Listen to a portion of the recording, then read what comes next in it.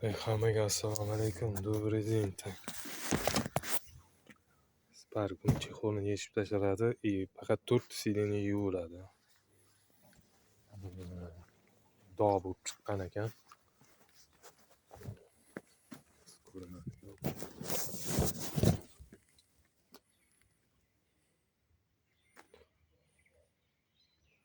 Bunday dog'. Keyin uni bu narsa qilib bering deyishdi. Ko'ramiz, kleylaymiz-da. Spinka.